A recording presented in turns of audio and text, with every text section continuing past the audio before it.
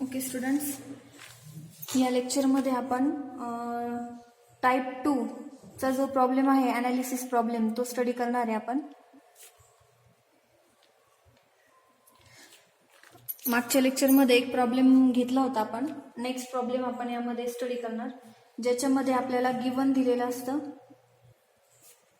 FCK, B, D आणि FY, आणि आपल्याला फाइंड करायला विचारलं जातं MU आणि AST, मोमेंट ऑफ रेजिस्टन्स आणि एरिया ऑफ स्टील विचारलं जातं फॉर बॅलन्स्ड सेक्शन.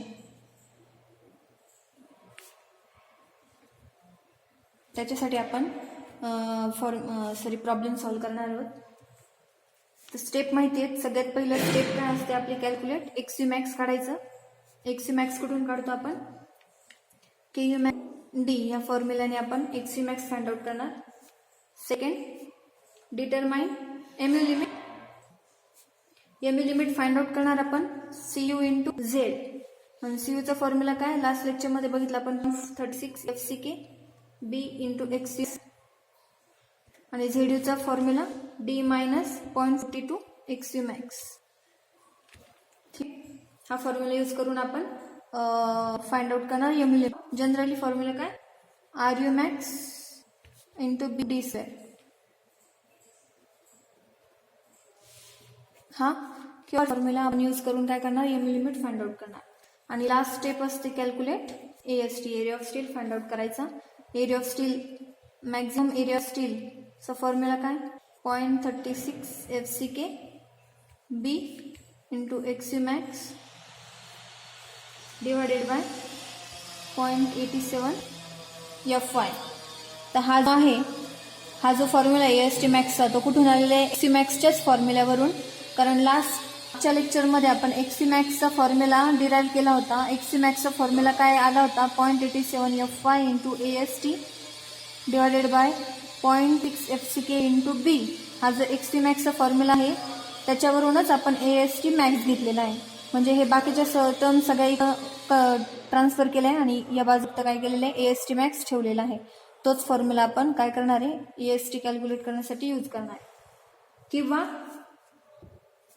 AST तुम्ही पण काढू शकता, PT limit B into D divided by 100. Okay, PT limit म्हणजे जे काही ग्रेड ऑफ स्टील असेल तुमच्या प्रॉब्लेममध्ये त्याच्यावरून PT लिमिट फाइंड आउट करायचं, BD चे व्हॅल्यूज टाकायचे आणि AST फाइंड आउट करायचा. जनरली आपण हा फॉर्म्युला यूज करतो आणि या ठिकाणी हा फॉर्म्युला यूज करतो. ज्या काही व्हॅल्यूज आपल्याला अवेलेबल असेल आणि जो फॉर्म्युला आपल्याला इझी वाटेल सॉल्व्ह करायला, तो फॉर्म्युला आपण यूज करणार प्रॉब्लेम सॉल्व्ह करण्यासाठी. तर मग प्रॉब्लेम घ्या आपण. सेकंड प्रॉब्लेम असेल आपल्याला सॉल्व्ह करण्यासाठी, find limiting moment of resistance and steel required for a beam 300 by 600 mm effective depth if concrete M25 and Fe415 steel are used.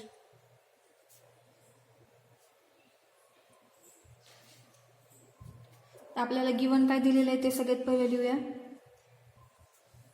आपल्याला बीमची व्हॅल्यूज दिलेले आहे. बी दिलेले आहे, बीमची विड्थ दिलेली पहिली 300 mm, डेप्थ दिलेली, पण ती कोणती डेप्थ दिली, इफेक्टिव्ह डेप्थ म्हणजे स्मॉल डी दिलेला आहे 600 mm.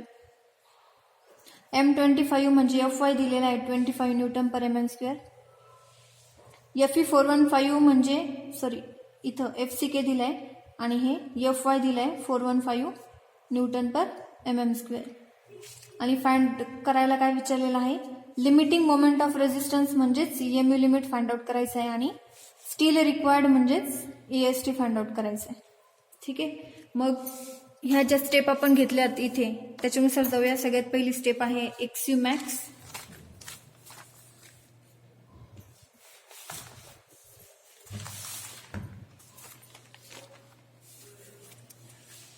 XU मॅक्स चा formula KU max into D आता कशासाठी आपल्याला Fe415 साठी कॅल्क्युलेट करायचं आहे.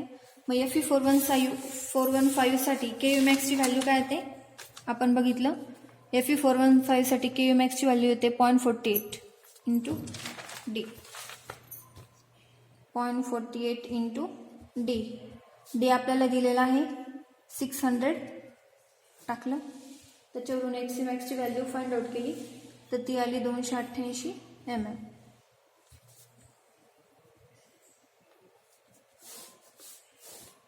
ठीक आहे. सेकंड आपल्याला काय विचारलंय फाइंड आउट करायला, MU लिमिट फाइंड आउट करायला विचारलेलं आहे. हा फॉर्म्युला यूज करा किंवा हा यूज करा. तर आपण पहिला फॉर्म्युला यूज करणार सॉल्व्ह करण्यासाठी. दुसरा फॉर्म्युला यूज करून पण सॉल्व्ह करू शकतो. दोन्ही पण बघूया सॉल्व्ह करून. मग MU limit 0.36 FCK B into Xc max into D minus 0.42 Xc max. याच्यामध्ये व्हॅल्यूज टाका सगळ्या. 0.36 FCK दिला आपल्याला 25, B दिलाय 300, Xc max कॅल्क्युलेट केला 288, D आहे 600 मायनस 0.42 Xc max 288. हे पूर्ण सॉल्व्ह केल्यानंतर आपलं इक्वेशन म्हणजे व्हॅल्यू येते 3.725 into 10 to the power 8 mm Newton mm. Moment आहे म्हणून युनिट असणार न्यूटन mm. 10⁸. मग किलो न्यूटन मीटर मध्ये जर कन्वर्जन करायचं ठरलं तर त्याची व्हॅल्यू येते 372.50 किलो न्यूटन मीटर. MU लिमिटची व्हॅल्यू आली या फॉर्म्युल्याने. किंवा दुसरा फॉर्म्युला काय आहे, RU max into B into D square. मग तो फॉर्म्युला यूज करून आपण सॉल्व्ह करूया. MU लिमिटची value RU max B into D square. एक्झाममध्ये तुम्ही दोघांपैकी एक फॉर्म्युला यूज केला तरी चालेल. आपल्याला फक्त कंपॅरिझन करायचं आहे. दोन्ही फॉर्म्युला यूज करून आपल्याला व्हॅल्यू काढून बघायचं आहे. त्यामुळे मी हा दुसरा फॉर्म्युला सुद्धा यूज करते. मग RU max कशासाठी Fe415 स्टील आहे. मग Fe415 स्टील साठी RU max काय तर लास्ट लेक्चर मध्ये बघितलं आपण RU max ची व्हॅल्यू. तर इथे बघा Fe415 साठी RU max ची व्हॅल्यू काय येते 0.138 into FCK into B into D square. 0.138 FCK into B into D square. मग व्हॅल्यूज टाका, सॉल्व्ह करा. 0.138 FCK आहे 25, B आहे 300, D आहे 600 ब्रॅकेट स्क्वेअर. हे जर इक्वेशन पूर्ण तुम्ही सॉल्व्ह केलं तर याचं आन्सर येतं 372.60 into 10 to the power 6 Newton mm. Okay. याच्यामध्ये फक्त एक दोन फक्त जे पुढचे डेसिमल आहेत त्यांच्यामध्ये फक्त काय होतो, डिफरन्स होतो. जास्त डिफरन्स येत नाही दोन्ही फॉर्म्युलाने जर कॅल्क्युलेट केलं तर. ठीक आहे. म्हणजेच किलो न्यूटन पर मीटर मध्ये येणार तुमचा 372.60 किलो न्यूटन मीटर. ठीक आहे. हे आलं तुमचं MU लिमिट.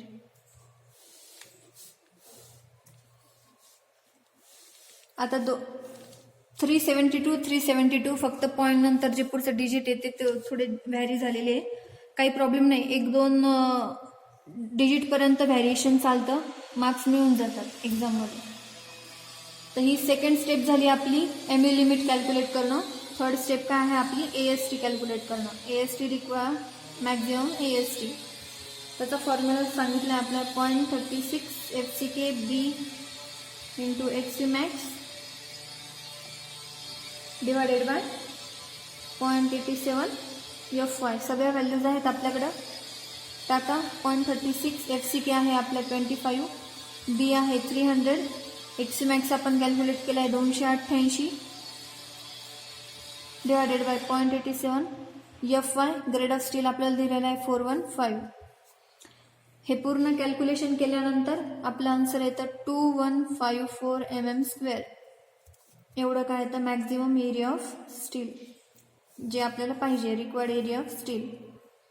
आणि दुसरा फॉर्म्युला आपण कोणता फॉर्म्युला आहे जो आपण फाइंड आउट करू शकतो area of steel PT limit वरून. AST is equals to PT limit ऑरचा फॉर्म्युला होता आपला PT limit into B into D divided by 100.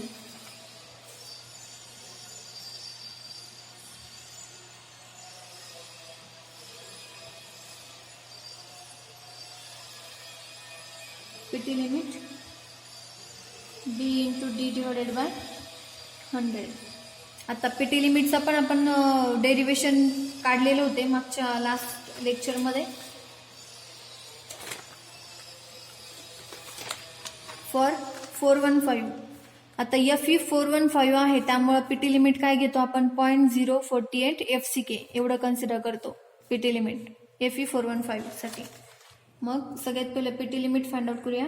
PT limit for FE 415. आता प्रॉब्लेममध्ये आपल्याला FE 415 आहे त्यामुळं FE 415 साठीच आपण PT लिमिटचा जनरल फॉर्म्युला घेतला, XC मॅक्सचा जनरल फॉर्म्युला घेतला, MU लिमिटचा हा फॉर्म्युला घेतला. त्याच्यानुसार जर 250 दिलेला असेल तर त्यानुसार तुम्ही RU मॅक्सची व्हॅल्यू घेतली असती, KU मॅक्सची व्हॅल्यू घेतली असती इथे XC मॅक्स फाइंड आउट करण्यासाठी. आणि आता इथे PT लिमिटमध्ये सुद्धा त्या टाईपचा जो आहे इक्वेशन ते घ्यायचं. म्हणजे सपोज 250 जर ग्रेड ऑफ स्टील दिला असता तर तुम्ही PT लिमिट काढण्यासाठी काय फॉर्म्युला यूज केला असता 0.088 FCK.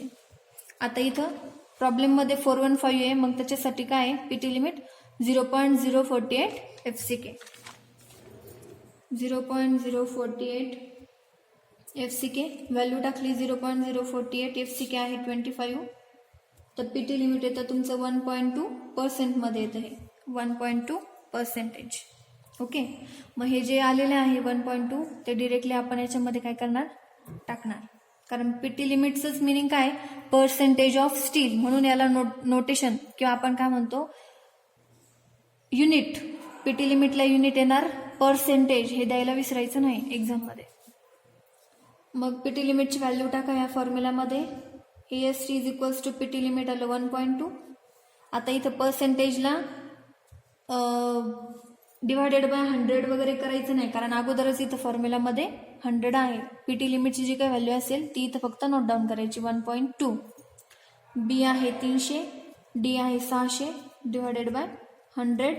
तर AST याचं कॅल्क्युलेशन केल्यानंतर येतं 2160 mm². ओके.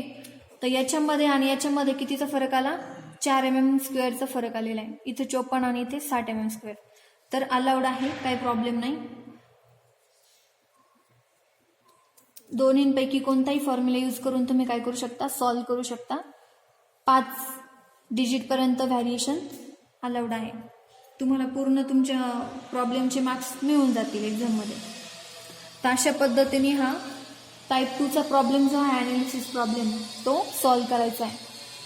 सॉल्व्ह करण्यासाठी डिझाईन स्टेप्स महत्त्वाच्या, डिझाईन स्टेप्स पाठ असल्या पाहिजे प्रत्येक प्रॉब्लेमच्या, प्रत्येक टाईपच्या प्रॉब्लेमच्या. ओके. थँक्यू.